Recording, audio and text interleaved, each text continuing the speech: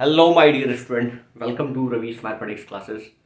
तो आज हम लोग बात करेंगे class 11th exercise 8.2 binomial theorem के सॉल्यूशन के बारे में। तो चलिए फिर शुरू करते हैं। Find the coefficient of x to the power 5 in expression x plus 3 to the power 8।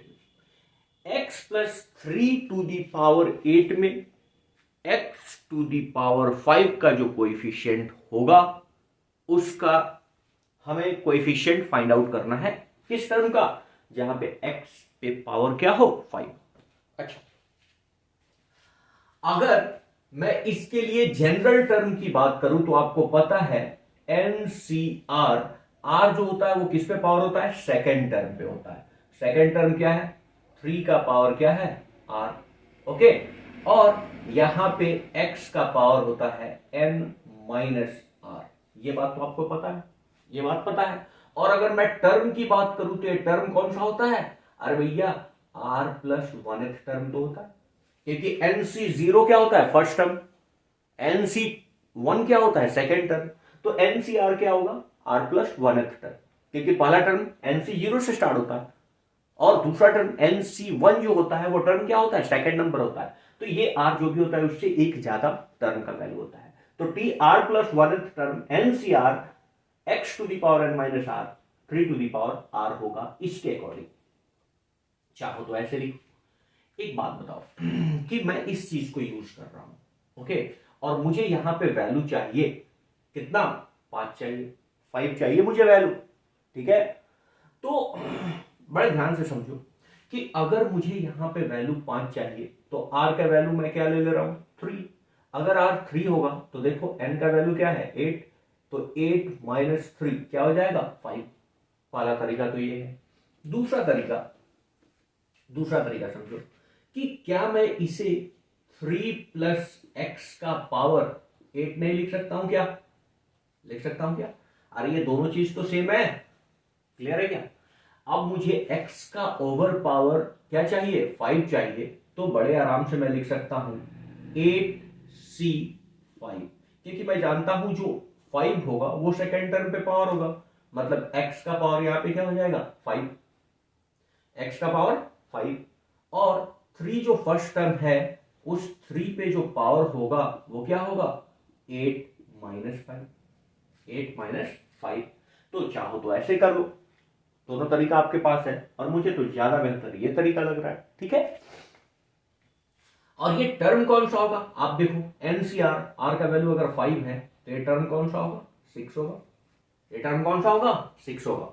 वैसे मुझे टर्म से कोई मतलब नहीं है, ये बात आपको क्लियर समझ में आना चाहिए कि x प्लस 3 जो है वो 3 प्लस एक्स भी हो सकता है, कहीं कोई इशू नहीं है। और मुझे x का पावर 5 चाहिए, मतलब 8c5 होगा, क्योंकि जो r होता है वो सेकेंड टर्म पे क्या होता है? पावर होता है, ठीक है। अब मुझे इसका कोएफिशिएंट का वैल्यू उसने पूछ रखा है, तो x टू द पावर 5 का जो ये वाला पार्ट है, ये वाला पार्ट, ये इसका क्या है? कोएफिशिएंट है। मतलब 3 का पावर, देखो 3 का पावर 3 और 8c5 इसका कोएफिशिएंट है। अगर पूरा का पूरा वैल्यू निकालने के लिए बोला जाए तो भी कर सकते हैं। 3 के 9 का क्या? 27 और इनटू 8 का फैक्टोरियल डिवाइडेड बाई 5 का फैक्टोरियल, और 8 माइनस 5 करेंगे तो 3 का फैक्टोरियल। आप चाहे तो यहां पे 27 पे छोड़ सकते हो या इसे फर्दर भी सॉल्व कर सकते हो। तो क्या होगा? 27 इंटू, इसे क्या बोल सकते हैं? 8 क्रॉस 7 क्रॉस 6 क्रॉस 5 का फैक्टोरियल, और नीचे क्या है? 5 का फैक्टोरियल इंटू 3 का factorial. 5 factorial 5 factorial cancel out हो जाएगा, और 3 factorial 27 into 8 into 7 into 6 divided by 3 factorial, मतलब 3 क्रॉस 2 क्रॉस 1, ठीक है। 2 से ये 3 टाइम्स और 3 से 3 कैंसिल आउट। ये 27 है, 8 सत्ते 56, 27 इंटू 56, इसको हम क्रॉस कर लेंगे, ये अपना आंसर होगा।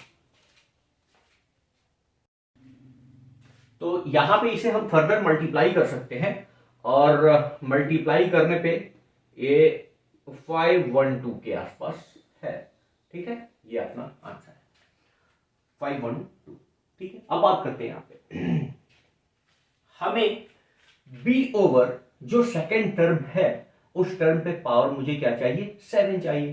तो जो टर्म होगा वो क्या होगा, आप बोलोगे कि सर ओवर पावर तो 12 है, तो 12 और c क्या होगा 7, क्योंकि ये पावर किस पे होता है, सेकेंड टर्म पे। तो -2 b पे पावर क्या हम लिख देंगे 7, ठीक है 7, ओके। और यहां पे a का पावर क्या हो जाएगा, a का पावर हो जाएगा 12 - 7, मतलब वो क्या आने वाला है, 5 आने वाला है। और ये टर्म कौन सा होगा, T8 होगा। ये बात तो क्लियर है। तो अब मुझे कोएफिशिएंट चाहिए, ठीक है। अब देखो T8 का जो कोएफिशिएंट होगा वो a का पावर क्या है, a का पावर तो 5 है, तो a का पावर 5 लिख लिया, ठीक है। और यहां से b का पावर क्या लिख लिया 7, और जो कांस्टेंट है -2 का पावर 7 बाहर निकाल लिया, और 12c7 को भी बाहर कर लिया, क्योंकि मुझे इस चीज का कोएफिशिएंट चाहिए, ठीक है। तो 2 टू दी पावर 7 कहने का मतलब ये तो आएगा निगेटिव, ये आएगा क्या निगेटिव, ठीक है ना। 2 दूना 4 दूना 8 दूना 16 दूना 32 दूना 64 दूना 128, 128 256, 256 गुना क्या होगा 12c7 होगा। ये बात क्लियर है कि हमने इसे 7 टाइम्स मल्टीप्लाई किया है। 2 दूना 4 दूना 8 दूना 16, 2 दूना 4 दूना 8 दूना 16 दूना 32 दूना 64 दूना 128, सॉरी साथ ही बार तो करना था ना, 128 128, क्लियर है। अब इसके वैल्यू को फर्दर हम सॉल्व कर सकते हैं। -128 इंटू 12 का फैक्टोरियल डिवाइडेड बाई 7 का फैक्टोरियल इंटू 5 का फैक्टोरियल, ठीक है। अब 128 इंटू इसको 12 cross 11 cross 10 cross 9 cross 8 cross क्या लिख सकते हैं 7 का फैक्टोरियल, और नीचे क्या हो जाएगा 7 factorial into 5 factorial, 7 factorial 7 factorial cancel out, और 5 फैक्टोरियल को यहीं पे खोल देता हूं, तो 5 क्रॉस 4 क्रॉस 3 क्रॉस 2 क्रॉस 1 आएगा, और उससे आप कैंसिल आउट कर लेना, ये आपका आंसर होगा। होप ये आइडिया क्लियर है। बात करते हैं नेक्स्ट क्वेश्चन की।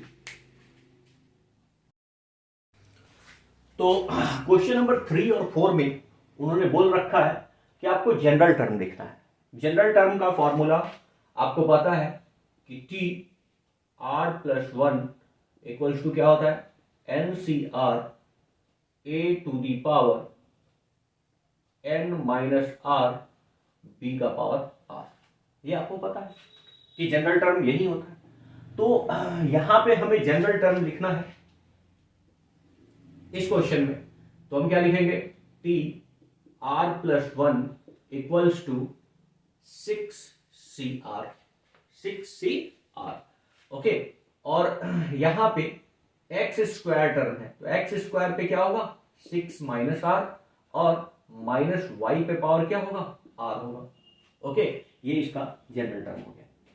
सिमिलरली अगर इस क्वेश्चन की बात करते हैं तो general term r plus 1 equals to क्या लिखेंगे 10CR, 10CR, और हमारे पास x बाई 3 का पावर हो जाएगा 10 माइनस r, ओके, और 9y का पावर हो जाएगा r। ये अपना जनरल टर्म होगा, ठीक है। इसमें चाहे तो हम 2 को बाहर निकाल के 12 x to the power 12 minus 2r कर सकते हैं, अदरवाइज ये सिंपली आंसर हो गया। जनरल टर्म लिखना था, काफी इजी था, ठीक है। बात करते हैं हम लोग क्वेश्चन नंबर 5 की। तो क्वेश्चन नंबर 5 में बोला गया find the fourth term in the expansion of x minus 2i over power क्या 12।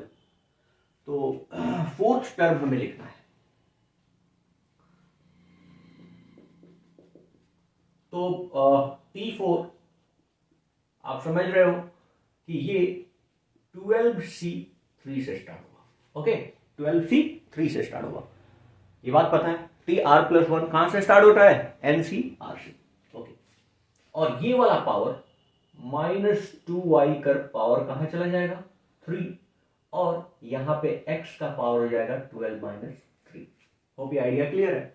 कि ये जो पावर होता है वो सेकंड टर्म पे जाता है, और सेकंड टर्म क्योंकि निगेटिव है तो निगेटिव के ओवर पावर हमने दे दिया है। ओके, अब यहाँ पे 12c3 x to the power कितना हो जाएगा आपका, ये 3 सब्सट्रैक्ट होगा तो 9, और चूंकि ये -2 का पावर 3, -2 का पावर क्या है 3 है, तो ये निगेटिव होगा, टोटल का टोटल टर्म क्या होगा निगेटिव होगा। या फिर मैं ऐसे ही लिख देता हूं -2 का क्या क्यूब एंड y का पावर क्या 3, तो ये 2 2 जा 4 2 जा 8, माइनस का 8 इधर लिख सकता हूं, और 12c3 और यहाँ पे x over power 9 and y over power 3। तो find the fourth term in the expansion इन्होंने बोला है, तो ये उसका आंसर होगा। अब ज्यादा ज्यादा क्या कर सकते हैं, हम इसे सॉल्व कर सकते हैं, ज्यादा ज्यादा क्या कर सकते हैं, इसे फर्दर हम सॉल्व कर सकते हैं। तो फर्दर अगर सॉल्व करना है तो -8 into 12 factorial divided by 3 factorial, और 12 में से 3 जाएगा तो 9 फैक्टोरियल, ठीक है, और x to the power 9 y to the power 3। Further -8 as it is होगा, इसको क्या लिख सकते हैं 12 इंटू 11 इंटू 10 इंटू 9 का फैक्टोरियल एंड डिवाइडेड बाई 3 को लिख देते हैं 3 क्रॉस क्या 2 क्रॉस 1 इंटू 9 फैक्टोरियल, और x to the power 9 y to the power 3, ठीक है। तो 9 फैक्टोरियल से 9 फैक्टोरियल कैंसिल आउट हो गया, और 2 से ये 5 और 3 से ये 4, तो ये हो जाएगा टोटल -8 इंटू ये हो जाएगा 8 5 का 20 मतलब 220 into x to the power 9 y to the power 3, इसको मल्टीप्लाई कर लेते हैं, तो माइनस का हो जाएगा 0 8 दूना 16 8 दूना 16 और 1 17 ना, 8 दूना 16 8 दूना 16 और 1 17, x to the power 9 y to the power 3, ये अपना आंसर हो गया। होप ये आइडिया क्लियर हो। एक बार आंसर मैच कर लेते हैं। अपना क्वेश्चन नंबर 5 8.2 क्वेश्चन नंबर 5 1760, ठीक है, x टू दी पावर बिल्कुल ठीक है। तो चलिए बात करते हैं नेक्स्ट क्वेश्चन नंबर 6 की। तो यहां क्वेश्चन नंबर 6 में एक्सप्रेशन दिया है 9x minus 1/3 root over x to the power 18 का हमें क्या निकालना है 30th टर्म निकालना है। तो हमें अगर हम बात करते हैं सॉल्यूशन की, तो हमें निकालना है T13 निकालना है, तो ये 18 और C क्या हो जाएगा 12, देख लो TR+1 एक कम से स्टार्ट हुआ, ठीक है। अब ये पावर 12 पावर सेकेंड टर्म पे जाएगा, तो -1/3 root over x whole power क्या हो जाएगा 12, ठीक है, और यहाँ 9x का पावर हो जाएगा 12 18 माइनस 12, ओके, कोई दिक्कत। अब देखो अगर हम बात करते हैं 18C12 और ये हो जाएगा 9x ओवर पावर कितना 6 हो जाएगा, ठीक है ना, 6 हो जाएगा, और ये माइनस का पावर इवन है तो ये तो प्लस में हो जाएगा, तो 1/3 टू दी पावर क्या हो जाएगा 12 divided by 1/√x over power क्या हो जाएगा 12 हो जाएगा, ठीक है। तो फर्दर करते हैं 18C12 और ये 9 टू दी पावर 6 और x टू दी पावर क्या हो जाएगा 6, और इसे लिख सकते हैं 1/3 का पावर 12 इंटू 1/x का पावर 1/2 है रूट का मतलब, और ओवर पावर क्या हो गया 12, तो 18C12 9 to the power 6 x to the power 6, और इसे क्या लिख सकते हैं थोड़ा सा ध्यान देखो 1/3 का स्क्वायर ओवर पावर क्या लिख सकते हैं 6 लिख सकते हैं। अरे भाई 3 का स्क्वायर मैंने ले लिया तो 12 पावर था तो 6 बचा, इनटू ये हो जाएगा 1/x टू दी पावर 6, तो x टू दी पावर प्यारा सा 6 और x टू दी पावर प्यारा सा 6 कैंसिल आउट हो जाएगा, ठीक है। और यहाँ पे देखो हम बात करें कि 3 3 का क्या 9, 9 टू दी पावर 6 और 9 टू दी पावर 6, तो ये वाला टर्म भी कैंसिल आउट हो जाएगा। तो डायरेक्ट ये हो जाएगा 18C12 अपना आंसर। और चाहो तो फर्दर इसे सॉल्व करके क्या अगर आंसर एनसीईआरटी ने ऐसा दे रखा है कि 18 factorial divided by 12 factorial into 12 जाएगा तो क्या 6 फैक्टोरियल, तो इसको सॉल्व करके भी आंसर ला सकते हो। ये आपका आंसर हुआ। होप ये आइडिया क्लियर है। बात करते हैं नेक्स्ट क्वेश्चन की। तो यहां पे क्वेश्चन नंबर 7 और 8 में हमें दिया है कि find middle term. Middle term का कंसेप्ट क्या है कि अगर यहां पे होल ओवर 7 है तो टोटल नंबर ऑफ टर्म्स कितने होंगे 8 होंगे। ये बात आपको पता है कि टोटल नंबर ऑफ टर्म्स क्या होंगे 8 होंगे। इवन नंबर ऑफ टर्म्स होंगे। अगर इवन नंबर ऑफ टर्म्स है तो मिडिल टर्म 2 होगा। 2 ऐसे लोग होंगे जो बीच में होंगे। लेकिन यहां पे हम बात करते हैं तो ओवर पावर क्या है 10 है, तो टोटल नंबर ऑफ टर्म्स क्या होगा 11 होगा। तो इसमें एग्जैक्टली बीच में क्या होगा 1 होगा। तो मिडिल टर्म के लिए हार्ड एंड फास्ट बहुत सारे फॉर्मूला उन्होंने लिख रखा है, लेकिन आप खुद बताओ कि 8 आदमी होगा तो बीच में चौथा और पांचवा व्यक्ति होगा। 3 इधर और 3 उधर हम क्या कर देंगे हटा देंगे।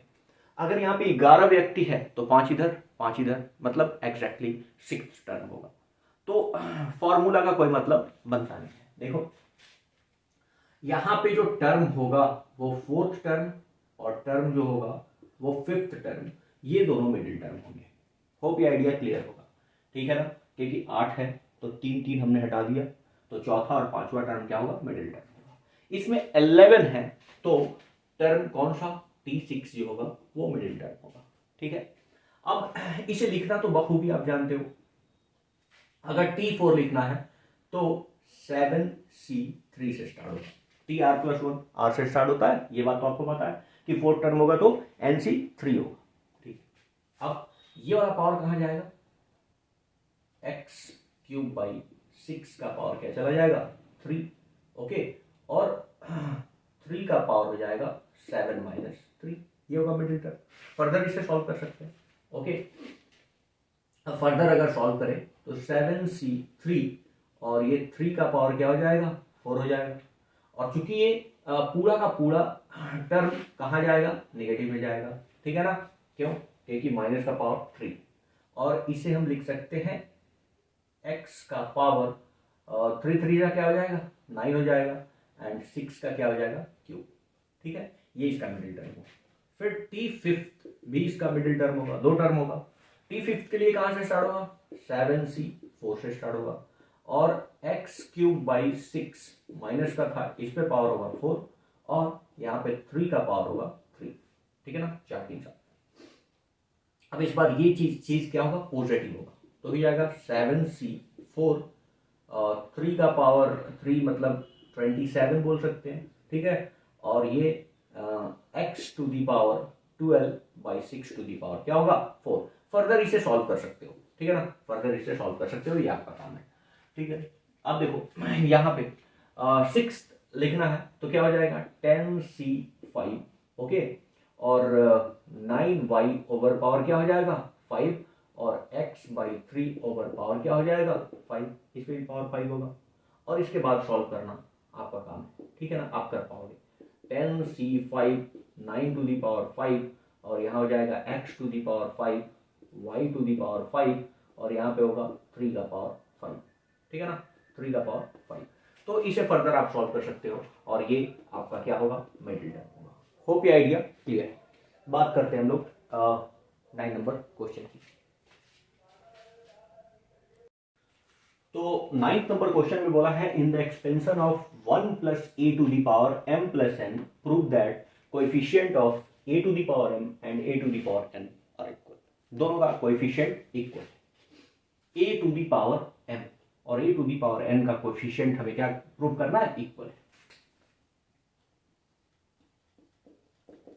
एक बात बताओ a⁴m कब आएगा जब c r की जगह पर क्या होगा m होगा, और यहां पे अरे देखो ना NCR अगर होगा तो सेकेंड टर्म पे क्या होता है b पे पावर r आता है और a पे पावर n - r आता है।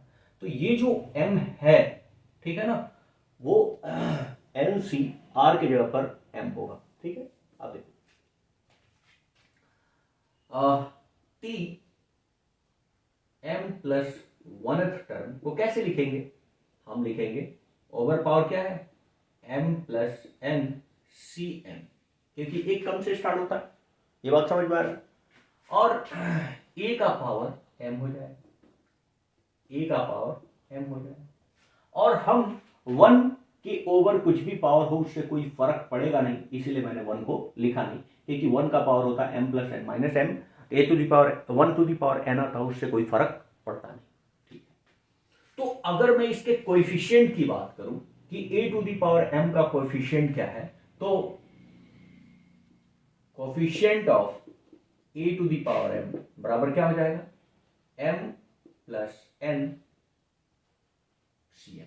ठीक है, अच्छा यहां पे देखो, अगर मैं n पावर लाना चाहता हूं तो टर्म जो होगा वो t n प्लस क्या होगा 1 होगा, ये m plus N C n होगा, और a टू दी पावर क्या आ जाएगा, n आ जाएगा। तो यहां पे अगर हम coefficient of a to the power n की बात करें तो क्या होगा, m plus N C n होगा। अब हमें प्रूफ करना है कि ये दोनों क्या है, इक्वल है। आपको ये फॉर्मूला पता है कि N C R equals to N factorial divided by R factorial N minus R का फैक्टोरियल, ये बात तो पता है। तो देखते हैं इसे, अगर मैं इसे सॉल्व करना चाहूं तो मैं बोलूंगा m प्लस एन का फैक्टोरियल डिवाइडेड बाई m का factorial into m plus N minus m का फैक्टोरियल। तो ये वैल्यू कितना आ जाएगा, m प्लस एन का factorial divided by m factorial, और ये चीज कैंसिल आउट, तो ये क्या हो जाएगा, n फैक्टोरियल। ठीक है, वैसे ही अगर यहां पे बात करता हूं तो m प्लस एन का फैक्टोरियल डिवाइडेड बाई n का factorial into m plus N minus N का फैक्टोरियल, ये फिर से कैंसिल आउट हो जाएगा, और ये हो जाएगा m प्लस एन का फैक्टोरियल डिवाइडेड बाई n का फैक्टोरियल इंटू m का फैक्टोरियल, और ये दोनों क्या है, ये दोनों इक्वल है। तो हमने ये प्रूव कर दिया कि ये दोनों का दोनों क्या है, इक्वल है। ठीक है, होप ये आइडिया क्लियर होगा। बात करते हैं नेक्स्ट क्वेश्चन की।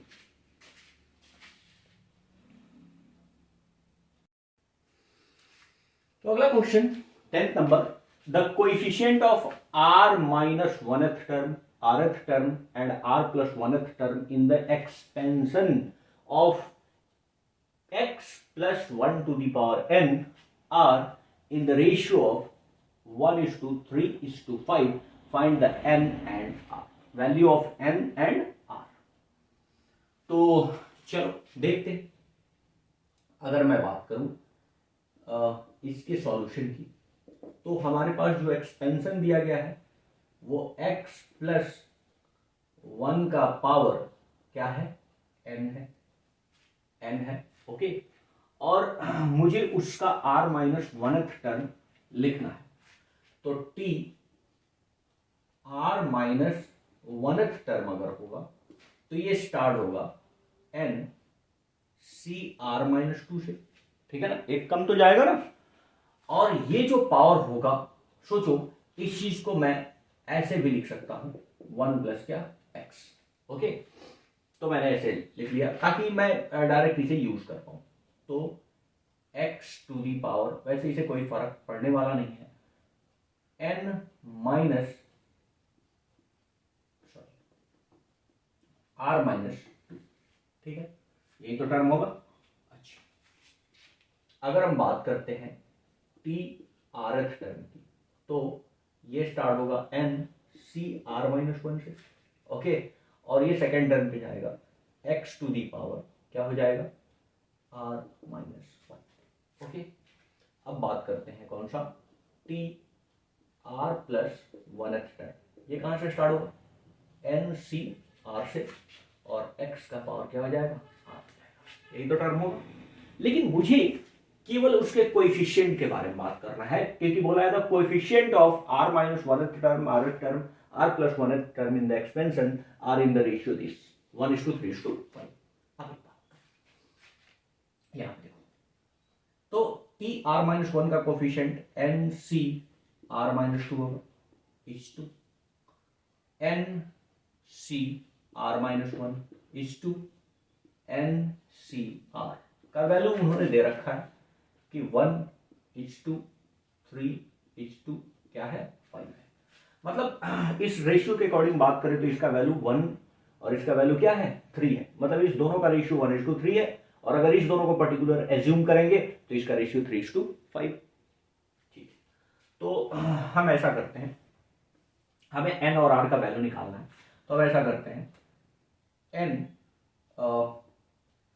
N C R minus two divided by N C R minus one का हम रेशियो लिख सकते हैं कि ये 1/3 के इक्वल, ठीक है। और सिमिलरली हम यहाँ पे N C R minus one divided by N C R का वैल्यू लिख सकते हैं, ये 3/5 के बराबर है। समझ में आ रहा है बात? ठीक, मैं इसे फर्दर यहाँ पे सॉल्व करता हूँ, ठीक है। मैं इसे फर्दर यहाँ पे सॉल्व करता हूँ, ठीक है, या यहाँ पे ही सॉल्व करता हूँ, स्पेस का थोड़ा कमी है तो यहाँ पे सॉल्व करते हैं।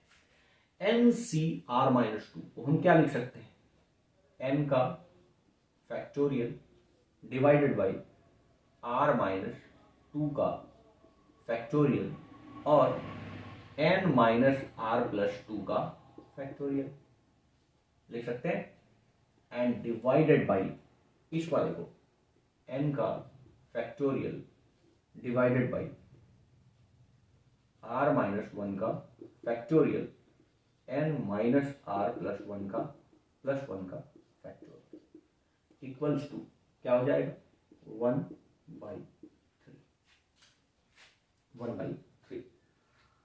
होप ये आइडिया क्लियर है। अब देखो ये प्यारा सा एन फैक्टोरियल कैंसिल आउट और ये प्यारा सा एन फैक्टोरियल कैंसिल आउट और ये वाला पोर्शन ऊपर जाएगा, तो क्या हो जाएगा आर माइनस वन का factorial into N minus R plus one का फैक्टोरियल डिवाइडेड बाई यहाँ पे आर माइनस टू का factorial into N minus R plus two का फैक्टोरियल इक्वल्स टू हो जाएगा 1/3। यहाँ पे अगर सॉल्व करता हूँ तो n का factorial divided by R minus one का factorial into N minus R plus one का फैक्टोरियल। अरे देखो ना n में से ये चीज घटेगा तो माइनस आर और प्लस वन हो गया, ठीक है ना। डिवाइडेड बाई क्या हो जाएगा n फैक्टोरियल डिवाइडेड बाई इस वाली चीज को यूज कर रहे हैं तो r का factorial into N minus R का फैक्टोरियल, ठीक है, इक्वल टू कितना होगा 3/5।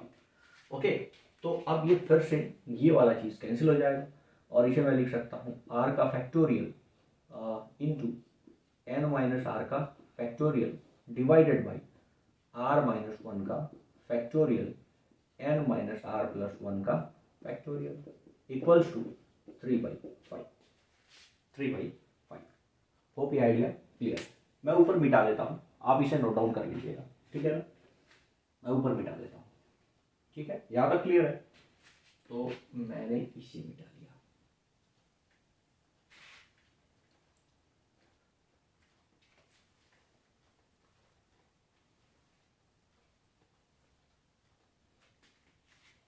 अब यहाँ पे ध्यान से देखिएगा, यहाँ पे ध्यान से देखिएगा आर माइनस वन का फैक्टोरियल है, तो यहां से एक टर्म को मैं बाहर निकाल लूं। जैसे 7 फैक्टोरियल होता था, अगर हम बात करते हैं कि 7 फैक्टोरियल होता था तो मैं 7 को निकालूंगा तो क्या लिखूंगा 6 का फैक्टोरियल लिखूंगा ना।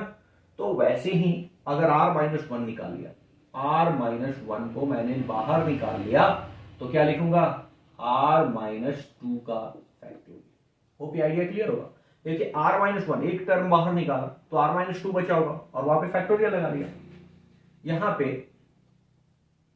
n minus R plus one का फैक्टोरियल नीचे देखते हैं आर माइनस टू का फैक्टोरियल, आर माइनस टू का फैक्टोरियल। अब यहां से N minus R plus two में से एक टर्म अगर बाहर निकालूंगा तो एक ये क्या हो जाएगा, कम हो जाएगा। तो N minus R plus two को बाहर निकाल दिया तो ये क्या हो जाएगा, एन माइनस आर और माइनस वन बचेगा, माइनस वन इसमें सब्ट्रैक्ट होगा तो टू था, एक माइनस होगा टर्म तो क्या हो जाएगा, प्लस वन का फैक्टोरियल। इस बात को समझना जरूरी है।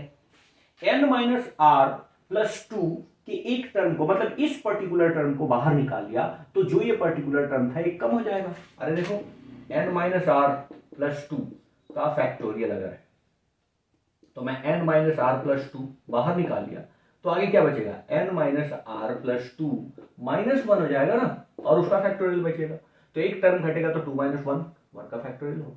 ठीक है, ये आइडिया क्लियर होना चाहिए। ठीक है, अब देखो ये वैल्यू कितना के बराबर है, 1/3 के बराबर है। अब ये वाला टर्म और ये वाला टर्म कैंसिल आउट, और ये वाला टर्म और ये वाला term cancel out, cross multiply कर देता हूं तो 3r माइनस 3 डिवाइडेड बाई 1 से मल्टीप्लाई अगर करता हूं तो n, देखो दूसरे साइड में 1 से मल्टीप्लाई होगा तो कितना हो जाएगा, n minus R plus two, n minus R plus two. अब सबको एक साइड लेके आता हूं, n यहां पे है तो 3r को इसी साइड लेके आता हूं तो n माइनस क्या हो जाएगा 4r, और 3 को उधर लेके जाता हूं तो प्लस क्या हो जाएगा, 3 2 5 इक्वल्स टू 0। इसको इक्वेशन 1 मान लेता हूं। ठीक है ना, इसको इक्वेशन 1 मान लेता हूं। सिमिलरली यहां पे देखिए r अगर मैं बाहर निकाल लूं तो ये r माइनस वन का क्या हो जाएगा, फैक्टोरियल हो जाएगा, और यहां से n माइनस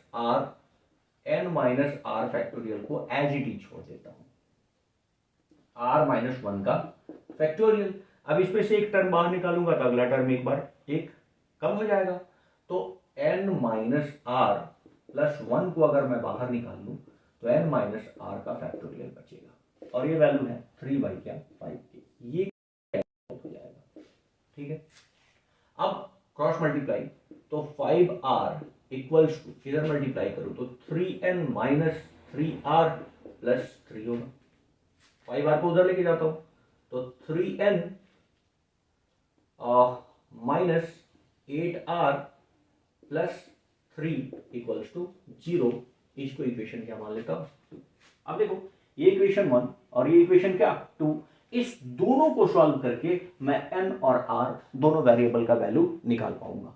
ठीक है, ये आइडिया क्लियर होगा। अब कैसे करूंगा, ये तो यहां से तो बच्चों का खेल है और हर कोई जानता है कि मैं इसे कैसे सॉल्व करने वाला हूं। ठीक है, मैं इस इक्वेशन को अगर मैं 3 से मल्टीप्लाई करके और इक्वेशन 2 से क्या कर दूं, सब्ट्रैक्ट कर दूं तो इक्वेशन 1 को मल्टीप्लाई कर देता हूं 3 से, क्योंकि 3n लेके आना चाहता हूं। सो 3n माइनस 4 के क्या 12r और प्लस क्या 15 बराबर क्या 0। अरे 3 से मल्टीप्लाई कर दिया और इससे सब्ट्रैक्ट कर लेता हूं। ठीक है, इसे सब्ट्रैक्ट कर लेता हूं तो क्या करता हूं, इक्वेशन 2 माइनस इक्वेशन 1 या इक्वेशन 1 माइनस इक्वेशन 2 करो, उससे कोई फर्क नहीं पड़ेगा। So 3n minus 8r plus 3 equals to 0, और इसमें से ये सब्ट्रैक्ट करना है कौन सा, first equation 3n minus 12r और प्लस क्या 15 इक्वल्स टू 0। ठीक है, अब देखो ये हो जाएगा माइनस, ये हो जाएगा प्लस और ये हो जाएगा माइनस, तो ये वाला कहानी तो खत्म हो चुका है। ओके, और 12r में से 8 आ जाएगा तो कितना बचेगा 4r, और ये देखो 3 जाएगा तो क्या हो जाएगा -12 इक्वल्स टू क्या 0। So 4r equals to 12। So r का वैल्यू कितना आ जाएगा 3, r का वैल्यू कितना हो जाएगा 3। अब किसी भी इक्वेशन में r का वैल्यू रख लेते हैं। अगर मैं फर्स्ट इक्वेशन में r का वैल्यू रखता हूं तो n माइनस r का वैल्यू 3 रख तो 4 3 क्या 12 प्लस 5 बराबर 0। सो n इक्वल्स टू हो जाएगा -7, 7 उधर जाएगा, n का वैल्यू हो जाएगा 7। तो n 7 होगा और r 3 होगा। होप ये आइडिया आपको क्लियर है। एक बार आंसर मैच कर लेते हैं। ठीक है ना, क्वेश्चन नंबर 10 की बात कर रहे थे हम लोग। 10 n equals to r, n equals to 7, r equals to 3, बिल्कुल सही है। अब बात करते हैं हम लोग नेक्स्ट क्वेश्चन की।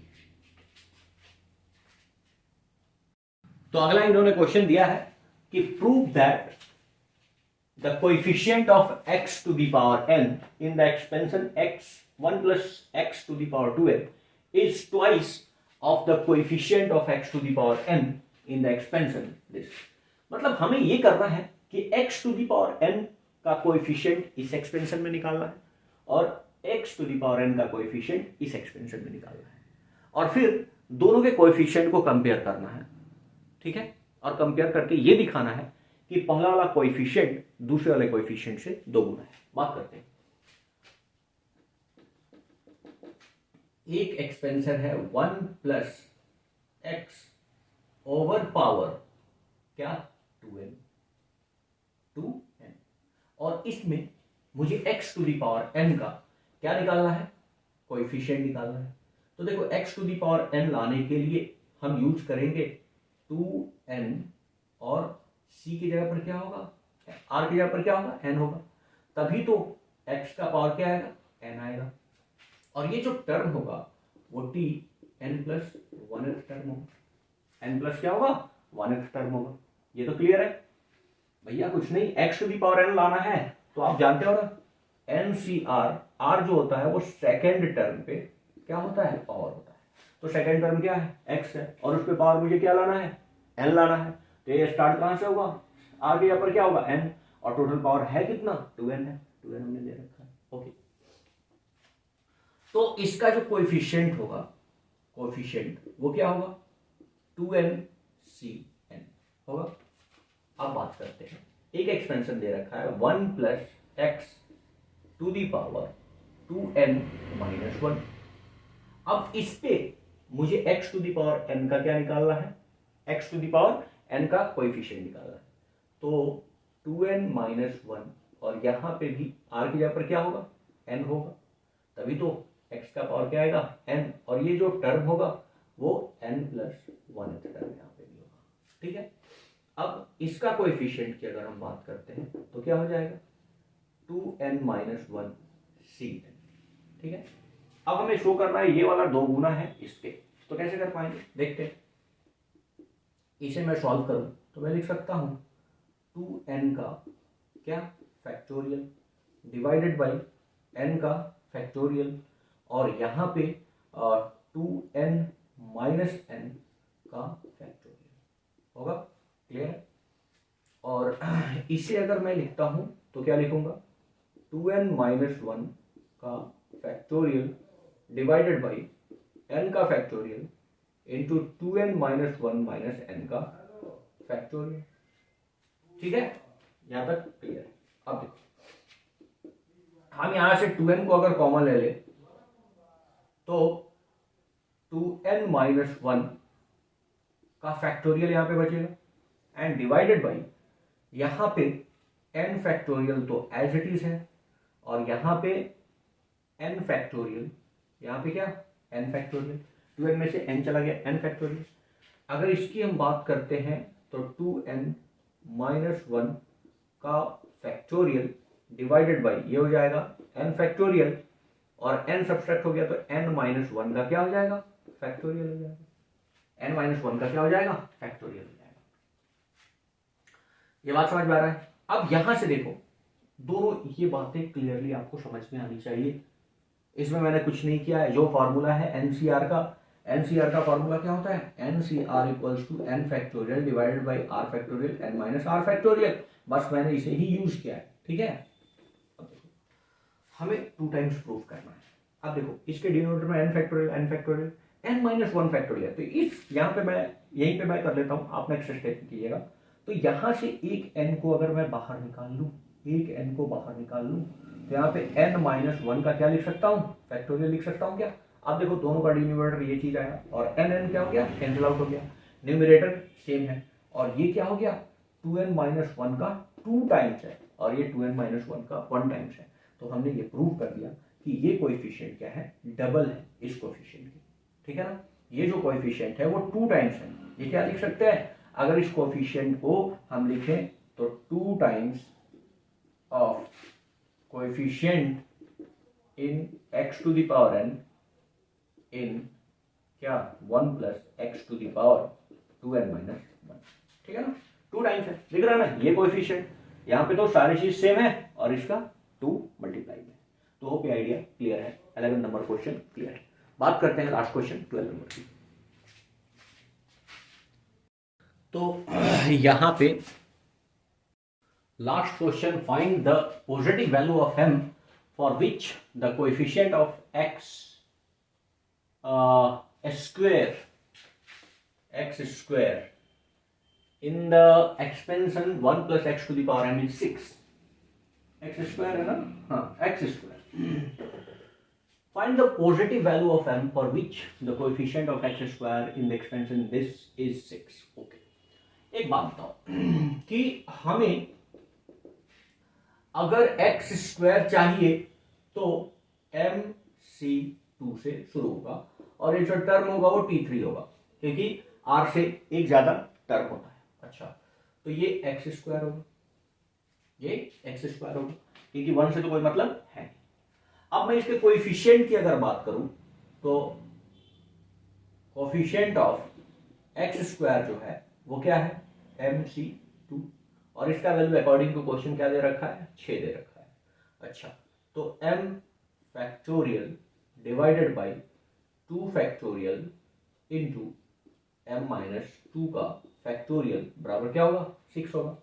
अब देखो यहां से m बाहर निकाला, फिर m माइनस 1 बाहर निकाला, तो क्या बचा होगा, m माइनस 2 का फैक्टोरियल डिवाइडेड बाई 2 का फैक्टोरियल, तो 2 ही होगा, और m माइनस 2 का फैक्टोरियल, तो ये तो कैंसिल आउट हो गया, ये 6 है, और ये उधर भेज देता हूं तो m into m minus 1 equals to क्या हो जाएगा, 12, 14 क्या 12।